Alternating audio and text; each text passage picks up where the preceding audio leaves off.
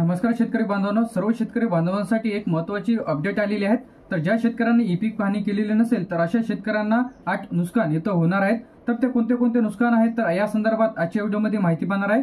ज्या शेतकऱ्यांनी ई पीक पाहणी केलेली नसेल आता 2024 आणि 25 ची तर ई पीक पाहणी आता सुरू आहे 15 तारखेपर्यंत। 15 तारखेच्या तुम्ही तुमची ई पीक पाहणी करून घ्या, अन्यथा तुम्हाला 8 नुकसान इथं होणार आहे। तर ते कोणते कोणते आहेत त्या संदर्भात आजच्या व्हिडिओमध्ये माहिती पाहणार आहे। तर जो काही चालू सातबारा आहे 2024 चा आणि 25 चा जे आता निघणार नाही, तर जे काही आता ई पीक पाहणीच्या जे काही लेटेस्ट अपडेट्स आलेले आहेत त्यानंतर पहिलं झालेलं आहे की तुमचा जो काही सातबारा इथं निघणार नाही आहे। त्यानंतर दुसरं जे कर्ज प्रकरण करता येणार नाही। जर तुम्हाला कर्ज घ्यायचं असेल तर ते कर्ज आता तुम्हाला घेता येणार नाही। ज्या शेतकऱ्यांनी ई पीक पाहणी केलेली आहे तर अशा शेतकऱ्यांना मिळणार आहेत। तर ई पीक पाहणी कशा प्रकारे करायची आहे यावरती सुद्धा डिटेलमध्ये व्हिडिओ आपल्या चॅनलला अपलोड केलेला आहे। त्यानंतर तिसरा म्हणजे महत्त्वाचा पॉईंट म्हणजे तुम्हाला पीक विमा मिळणार नाही, त्यामध्ये खरीप असो किंवा रब्बी असो। ज्या शेतकऱ्यांनी ई पीक पाहणी केलेली नाही तर इथं स्पष्टपणे सांगितलेलं आहे की तुम्हाला पीक विमा इथं मिळणार नाही। त्याचप्रमाणे सातबारा क्षेत्र हे जे काही पडीत दिसेल म्हणजे पड म्हणून दिसेल, तुम्हाला तुमचे जे काही क्षेत्र आहे ते लागवडीचं वगैरे दिसेल नाही, पडीत म्हणून तुम्हाला तुमचं जे काही क्षेत्र आहे ते तुमच्या सातबाऱ्यावर दिसेल जरी तुमचा सातबारा निघला तर। त्यानंतर सातबाराची जे काही निगडित योजनेचा कोणताच लाभ तुम्हाला इथं मिळणार नाही। पाचवा महत्त्वाचा पॉईंट म्हणजे तुम्हाला जे की सातबाऱ्याविषयी जे काही नवीन योजना येतात तर त्या योजनेमध्ये कोणताही तुम्हाला कोणत्याच योजनेचा लाभ इथं मिळणार नाही। ज्या शेतकऱ्यांनी ई पीक पाहणी केली तर अशा शेतकऱ्यांना मिळणार आहेत। खरेदी विक्रीसाठी अडचण येणार आहे। जर तुम्हाला कापूस विकायचा असेल, सोयाबीन विकायचं असेल तर आता सातबारा जे काही कापसासाठी लागणे इथं आवश्यकच आहे। तर अशांना जे काही खरेदी विक्रीसाठी सुद्धा अडचण येणार आहे।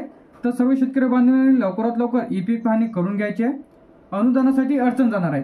जर तुमच्या शेतामध्ये खरीप पिकामध्ये गहू असेल, त्याचप्रमाणे रब्बीमध्ये गहू, हरभरा, ज्वारी, त्याचप्रमाणे खरीपमध्ये जे काही आता तूर, सोयाबीन, कापूस, उडीद, मूग, ज्वारी, तर अशा पिकाची जर तुमच्या नैसर्गिक आपत्तीमुळे जे काही जास्ती पावसामुळे, ढगफुटीमुळे किंवा अन्य पाण्याच्या जनावरांमुळे तुमच्या जे काही पिकाचे जर नुकसान झालेलं असेल तर अशा शेतकऱ्यांना जे काही आर्थिक मदत दिली जाते। जे काही अतिवृष्टीमुळे, गारपिटीमुळे, चक्रीवादळामुळे जे काही तुमच्या पिकाचे नुकसान होते तर इथं त्याची जे काही भरपाईची रक्कम म्हणून जे काही अर्थसहाय्य देण्यात येते हेक्टरीप्रमाणे, तर त्याचे जे काही अनुदान आहे ते तुम्हाला अनुदान इथं मिळणार नाही, त्याच्यासाठी अडचण येऊ शकते।